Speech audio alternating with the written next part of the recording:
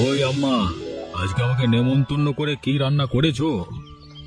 আরে মাতুব্বর, তুমি এসেছো, আমি খুব খুশি হয়েছি। এসো এসো। তোমার স্বামীর সাথে আমার পুরনো শত্রুতা ছিল। তুমি যে এসব ভুলে গিয়ে আমাকে নেমন্তন্ন করেছো, এতেই আমি আনন্দিত। আমি আর তোমাকে কি খাওয়াবো বাবা, আমি গরিব মানুষ, তবে আমি একটা জিনিস খুব ভালো রাঁধতে পারি। কি গো? মাছের লেজ ভাজা আর পান্তা। আমি বলি মাছের লেজ পান্তা। তুমি কি আমাকে মাছের লেজ পান্তা খাওয়ানোর জন্য ডেকে এনেছো? আমার যতটুকু সামর্থ্য আছে সেই অনুযায়ী তো করবো বাবা। আমি দেখতে পাচ্ছি তোমার থালা সাজানো ওই ছোট লোকের খাবার। তা তুমি ভাবলে কি করে আমি এ খাবার খাবো? বিশ্বাস করো, খেতে খুব ভালো লাগবে। তুমি জানো যে আমি এই গ্রামের সব থেকে বড় মাছ ব্যবসায়ী, আর আমি মাছের লেজকে সব থেকে বেশি ঘৃণা করি, তাই কেটে ফেলে দিই। তুমি আমাকে সেই লেজের ভাজা করে খাওয়াবে বলে ডেকেছো, তার মানে তুমি আমাকে অপমান করতে চাইছো? যদি মান সম্মানের কথা বলো, তাহলে বলবো যে আমার তোমাকে অপমান করার কোনো ইচ্ছাই নেই, বরং তুমি আমাদের যা ক্ষতি করেছো তা কোনোদিন পূরণ হবার নয়। তার মানে এখনো বলনি সেই পুরনো দিন? কি করে ভুলবো বলো? ওই সমস্ত ব্যবসা ছিল আমাদের মানুষটার, তুমি ছলনা করে কেড়ে নিয়েছো। তারপরেও আমি মানিয়ে নিয়ে তোমাকে নিমন্ত্রণ করেছি। তুমি বিশ্বাস করো, তোমাকে অপমান করার কোনো ইচ্ছে আমার নেই। মুখে ইচ্ছে নেই বললেও কাজে যখন ইচ্ছে প্রকাশ করছো, তখন এই অপমানের বদলা নিতে আমি ছাড়বো না। কিসের বদলা নেবে তুমি? কি ক্ষমতা আছে তোমার? অসৎ উপায় টাকা রোজগার করে গ্রামের মাতব্বর হয়ে বসেছো বলে আমাদের গরিব মানুষদের মানুষ বলে মনে করবে না তুমি? এর উত্তর আমি দেব খুব তাড়াতাড়ি, আর সেটা অত্যন্ত ভয়ানক হবে। একটা কথা আছে জানিস তো ভাই, সাপ দেখলেই তাকে মেরে ফেলতে হয়, না হলে একদিন সেই সাপের কামড় খেতে হয়। কেন, কি হয়েছে? যে হরিপদকে পথের ভিখিরি করেছিলাম, এত বড় সাহস! তার বউ আমাকে এত বছর পর বাড়িতে নেমন্তন্ন করে মাছের লেজ দিয়ে পান্তা খাওয়াতে চায়। কিভাবে আমাকে, আমি পথের ভিখিরি? ওদের বাড়িতে যাওয়ার আগে ভাবা উচিত ছিল। আমি ভালো মনে গেছিলাম বুড়ির কাছে, ভেবেছিলাম হয়তো শত্রুতা মিটিয়ে নিতে চায়, কিন্তু দেখলাম যে আমাকে ডেকে অপমান করাটাই ওদের আসল উদ্দেশ্য। ঠিক আছে, কাঁটা দিয়ে কাঁটা তুলবো আমরা। কিভাবে? বুড়ির দুই ছেলের সাথে শত্রুতা আছে। আপনি তাহলে বুড়ির পেছনে লাগুন, আমি ওদেরকে হাতের মুঠোয় নিচ্ছি, বাকি কাজ এমনিতে হয়ে যাবে। ঘরের সাথে ঘরের লড়াই হবে, আমরা মজা দেখবো। যতদিন ছেলেগুলো আমাদের কাজে লাগবে ততদিন আমরা ব্যবহার করব, তারপর ছুঁড়ে ফেলে দেব দুটোকে। তাছাড়া আবার কি, আমাদের কি কাজে লাগবে ওরা? শুধু ওদের ব্যবহার করে ওই বুড়িকে নাকে দড়ি দিয়ে ঘোরানোটাই আসল উদ্দেশ্য। লেজ পান্তা খাওয়াতে যায়, এত বড় সাহস! এই বুড়ি, তোমার অনেক খেলা দেখেছি, এবারে তোমার বাড়াবাড়ি করবার শেষ দিন। এই না বলেছিলে আমায় শাস্তি দেবে মাতব্বর? আবার আমার উঠোনে কি করতে এসেছো? এসেছি তোমার খেলা শেষ করতে। এই গ্রামে আর থাকতে পারবে না তুমি। তুমি বোধহয় ভুলে যাচ্ছ যে শুধু অসৎ পথে পয়সা কামালেই গ্রামের দাদা হয়ে ওঠা যায় না। এই গ্রামের মানুষ আমাকে মাতুব্বর বলে মানে, তাই যে কোনো সিদ্ধান্ত নেওয়ার ক্ষমতা এবং অধিকার আমার আছে। অধিকার তখন আছে যখন আমার কোনো দোষ থাকবে। আগে আমার দোষ প্রমাণ করো, তারপর অধিকার দেখাতে আসবে। আর তারপরও মেনে নেওয়া বা না নেওয়াটা আমার উপরে। তুমি ভুলে যাচ্ছ যে আমি মাছের ব্যবসা করি। রোজ কত মাছ বঁটি দিয়ে কেটে বাজারে বিক্রি করে দিই। একদিন ওই ধারালো বঁটি দিয়ে তোমার গলাটা কেটে দিলে কেউ জানতেও পারবে না। আর তুমি বোধহয় ভুলে যাচ্ছ এই গ্রামের সব থেকে বড় মাছ ব্যবসায়ীর বউ আমি। এক সময় মাছ কাটতেও আমি জানতাম, তাই ভয় আমাকে না দেখিয়ে অন্য কাউকে দেখাবে। আর ভয় সে দেখাতে আসে যে নিজে ভয় পায়। তার মানে আমার কথা তুমি শুনবে না? তোমার কথা শোনা মানে এই গ্রাম ছেড়ে চলে যাওয়া, কি তাই তো? তোমার কি করার ক্ষমতা আছে করে নিও। এই গ্রাম থেকে আমি নড়ছি না। একবার হেরে গেছি, তা বলে আর হারবো না। বেশ ঠিক আছে, সোজা আঙ্গুলে যদি ঘি না ওঠে তাহলে আঙ্গুল বাঁকা করতেও আমার জানা আছে। এবার তুমি দেখো শুধু আমি কি করতে পারি। কি ভাই কাঞ্চন, অতুল, তোমাদের মাটি তো দেখছি মানে একেবারে ভালো ফসল হয়নি।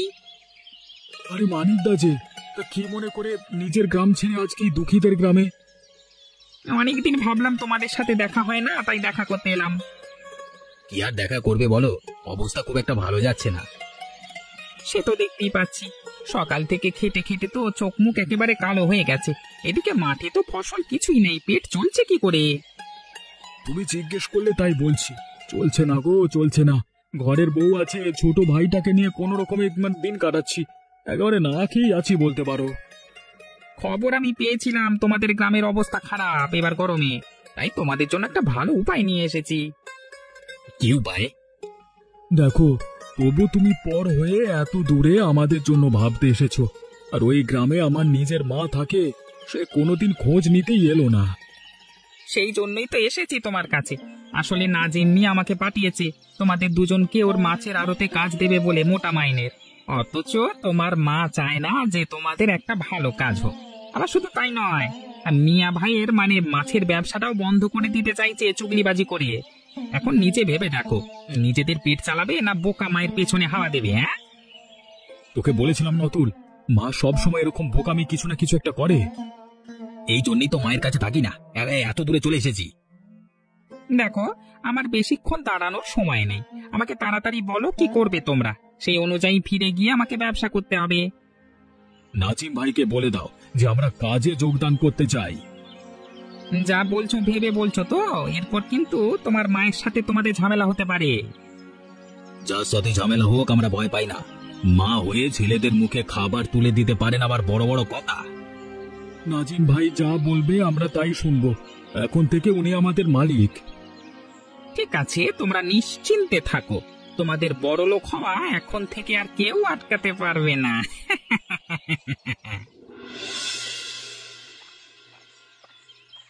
ও মা, আমার কি সৌভাগ্য, তোরা এতদিন পরে এসেছিস বাবা আমাকে দেখতে। তুমি ভুল ভাবছো মা, আমরা তোমাকে দেখতে আসিনি। ও আচ্ছা, এতদিন পরে এসেছিস তো তাই ভাবলাম। তোমার ভাবনা তো অনেক দূর, তোমার ভাবনা নিয়ে তো আর বসে থাকলে হবে না, আমাদের পেট চালাতে হবে। তোমাকে একটা পরিষ্কার কথা বলতে এসেছি, যদি আমাদের ভালো চাও তাহলে এই গ্রাম থেকে চলে যাও। এত বছর পর বুড়ো মাকে তোরা এইসব কথা বলতে এসেছিস? বুড়ো মাও তো এত বছরে খোঁজ নেয় নিজের সন্তানেরা বেঁচে আছে কিনা। আমি চেয়েছিলাম তোরা একই সংসারে থেকে বিয়ে শাদী করে সুখে থাক, কিন্তু নিজেদের দায়িত্বে যখন চলে গেছিস তখন নিজেদের ভালো মন্দটাও দেখার দায়িত্ব তোদেরই। আর আমি বুড়ো বয়সে কিভাবে তোদের গ্রামে যাব? আমি নিজে খেতে পারি না, তোদের কি উপকারটাই বা করতে পারি আমি? সেই জন্যই বলছি, আমাদের শেষ উপকারটা করো, এই গ্রাম ছেড়ে চলে যাও। তুমি গ্রাম ছেড়ে গেলে তবে আমরা নাজিম ভাইয়ের কাছে কাজ পাবো। আচ্ছা বুঝেছি, ওই শয়তান আমাকে কিছু করতে না পেরে এখন ভাঙা সংসারে আরো বেশি করে ভাঙন ধরাতে চাইছে, ভাবছে এতে আমাকে শিক্ষা দিতে পারবে। দেখো মা, তোমার জেদ আমরা জানি, কিন্তু আমাদের জেদ এবারে তুমি দেখবে। আমরা দুদিন পরে আবার আসবো, এই দুদিনের মধ্যে যদি তুমি এই বাড়ি ছেড়ে চলে না যাও তাহলে আমরা তোমাকে ঘাড় ধাক্কা দিয়ে বের করে দেব। কারণ আমাদের সামনে এখন একটাই লক্ষ্য, নিজেদের পেট পালন করা। তোমার প্রতি কোনো অনুভূতি আর আমাদের নেই। আজকে তোদের মুখ থেকে এই কথাটা শোনার জন্যই কি তোদের জন্ম দিয়েছিলাম? তোমার ওসব নাটকের কথা রাখো, যেটা বলছি সেটা যদি না হয় তাহলে আমরা দুজনে এসে তোমার গলায় পা তুলে দেব, কথাটা মনে রেখো। কি মা, আপনি এসেছেন আমাদের হাটে? এত দূরে আসতে গেলেন কেন কষ্ট করে? আপনার ছেলেরা গিয়েছে তো?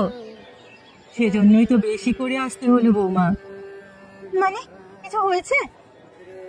ছেলেদের জন্ম দিয়েছিলাম ছেলেরা বড় হয়ে বুড়ো বাপ মায়ের খেয়াল রাখবে বলে। বাপ তো আগেই গেছে, মা বেঁচে আছে, তাকেও ঘর থেকে তাড়িয়ে দিতে চায়।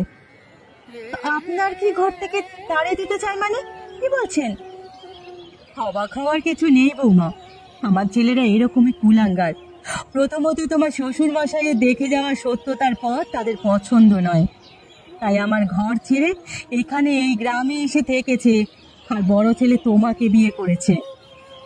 আর এখন তোমার শ্বশুরকে যে বিক্রি বানিয়েছিল, সেই নজিমার সাথে শয়তানিতে পেরে উঠতে না পেরে কাঞ্চনার অতুলকে হাত পড়েছে। ওরা বুঝতেও পারছে না যে ওদেরকে ব্যবহার করছে। আর ওরা দুজন বোকার মতো আপনাকে অপমান করেছে, তাই তো? আমার বড় ছেলে মানে তোমার বর আমাকে স্পষ্ট বলে এসেছে, আমি যদি দুদিনের মধ্যে বাড়ি থেকে চলে না যাই তাহলে নাকি আমার গলায় পা তুলে দেবে। কি বলছেন কি আপনি? ছি ছি ছি, এসব কথা তো শোনাও পাপ। শুনুন মা, আমি একটা কথা বলছি, ওরা যাই করুক ওই শয়তানদের সাথে আমাদের কোনো যোগাযোগ নেই। আমি আপনার সাথে সততার পথে থাকবো, তারপর দেখবো কাদের জয় হয়। সেজন্যই আমি তোমার কাছে এসেছিলাম পুরো ব্যাপারটা জানাতে, কারণ আমি জানি যে আমার ছেলে খারাপ হলেও বৌমা ভালো। ঠিক আছে, আমি আজকেই গিয়ে কিছু একটা ব্যবস্থা করছি। মনে হচ্ছে এবারে আমাদের অভাবে থাকতে হবে না, একটা উপায় ঠিক বের করে ফেলেছি জানো তো। তোমার উপায়ের মাথায় মরো ঝাঁটা মারি। মানে কি পাগলের মতো বলছো? তুমি আমাকে কি বলবে? আমি সব জানি, মা আমাকে সব বলেছে। তুমি তোমার বাবার শত্রুর সাথে দল পাকিয়ে পয়সা রোজগার করার জন্য মাকে বাড়ি থেকে তাড়িয়ে দিতে চাও।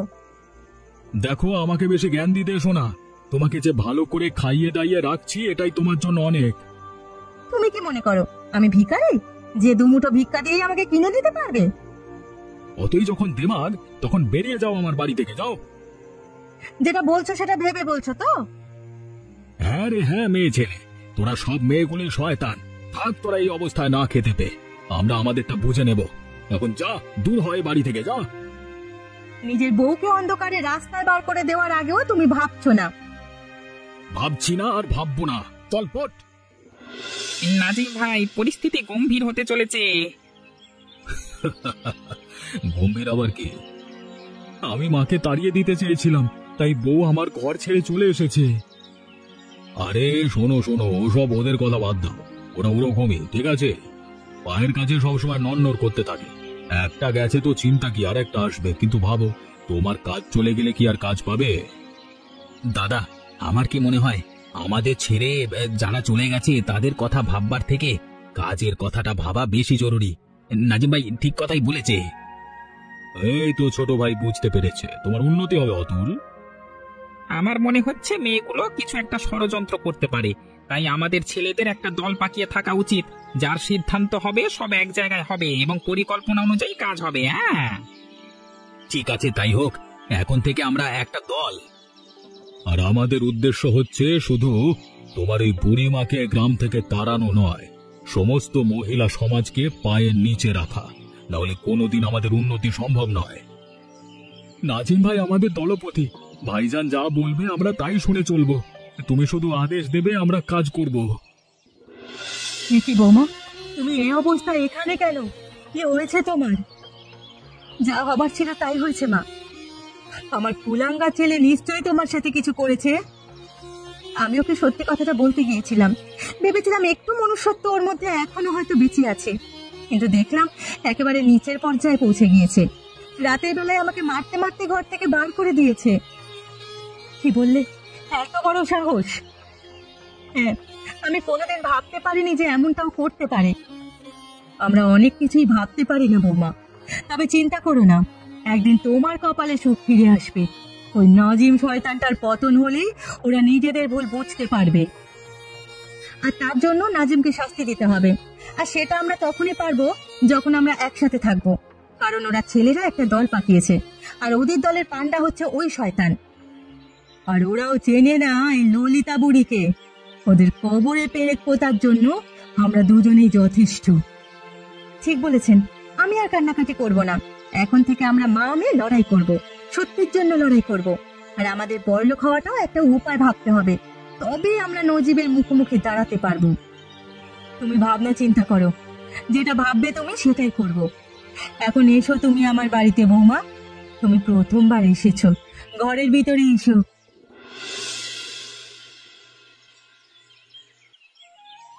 তোমার হাতের পান্তায় তো জাদু আছে মা, এর সাথে যদি তোমাকে মাছের লেজ খাওয়াতে পারতাম তাহলে তো তুমি আর ভুলতেই পারতে না। তাহলে উপায় পেয়ে গেছি। কি উপায়? আমাদের মাছের ব্যবসা ছিনিয়ে নিয়েছিল ওই শয়তান, কিন্তু ওই মাছ বিক্রি করলেও মাছের লেজ ফেলে দেয়। সেই সব টাটকা লেজ যদি আমরা নিয়ে এসে লেজ পান্তা করে বিক্রি করতে পারি তাহলে চারিদিকে আমাদের সুনাম ছড়িয়ে পড়বে। আর আমরা বড়লোক হতে পারবো। তুমি তো ঠিকই বলেছ, এটা তো আমি কোনোদিন ভাবিনি। একমাত্র এই পথে আমরা নজিমের সমান সমান হয়ে উঠতে পারবো। তখন ওরাও আমাদের ভয় পেতে বাধ্য, কারণ আমাদের পাশে মানুষজন থাকবে। আর মানুষ বুঝতে পারবে যে কে কিরকম ভাবে ঠকাচ্ছে বেশি দাম নিয়ে ওই শয়তানটা। আমরা পুরুষ মানুষের শয়তানির মুখোশটা টেনে খুলে দেব। এটাই একমাত্র উপায় আমার ছেলেদের বাঁচানোর, না হলে ওদের কপালে ভয়ানক দুঃখ আছে। ঠিক আছে, কাল থেকেই আমি ব্যবস্থা করছি। মা, তুমি একা নও, আমিও তোমার পাশে আছি। ঠিক আছে, এখন তাড়াতাড়ি খাওয়া দাওয়া করে নি, চলো, খুব খিদে পেয়েছে। হ্যাঁ, এমন সুস্বাদু পান্তা আমারও ফেলে রাখতে ইচ্ছে করছে না। বাহ, এত সুন্দর এত সস্তা খাবার তুই এর আগে কোনোদিন খাইনি। এটা হচ্ছে শাশুড়ি বউয়ের লেজ পান্তা, সব থেকে সস্তা, সব থেকে সুন্দর। এই প্রথমবারে আমাদের চোখ খুলে গেল এত সস্তায় এত সুন্দর খাবার খেয়ে। এবারে বুঝতে পারছি যে যে আরোদ্দার নাজিম আমাদের কিভাবে ঠকায়। এর থেকে বাঁচার একমাত্র উপায় হচ্ছে তোমরা বয়কট করো নজিমকে। আমরা কেউ আর ওর থেকে মাছ নেব না। তোমার থেকে লেজ পান্তা নিয়ে তোমাদেরকে বড় লোক করে দেব, আর তোমরা মাছের ব্যবসা শুরু করবে আবার। তোমরা যদি আমাদের থেকে রোজ কিনতে থাকো, তাহলে আমাদের আর নজিমের ভরসা থাকতে হবে না। শহর থেকে আমরা মাছ এনে বিক্রি করব, আর লেজ দিয়ে পান্তা বানিয়ে তোমাদের খাওয়াবো। মাছ আর লেজ পান্তা দুটোই সস্তায় পাওয়া যাবে। আমরা আর নাজিমকে চাই না, ওর শাস্তি চাই, আর তোমাদের উন্নতি চাই। দেখেছো মা, আমরা যেটা চাইছিলাম সেটাই হতে চলেছে। শয়তান নজিমের দিন গনিয়ে এসেছে, এবার ওর মরণের ডঙ্কা বাজছে। আমাদের গরিবের টাকা শোষণ করে বড় লোক হয়েছে ওই শয়তান। প্রত্যেক ইঞ্চিতে আমরা বদলা নেব। আমরা আক্রমণ করব ওর বাড়ি, তারপর ওকে শাস্তি দেব। নজিম, এক্ষুনি যদি তুমি বাইরে বেরিয়ে না আসো, তাহলে আমরা সবাই তোমার বাড়িতে আক্রমণ করব, আর তোমাকে মারতে মারতে টেনে বার করব। তোমরা কি চাও?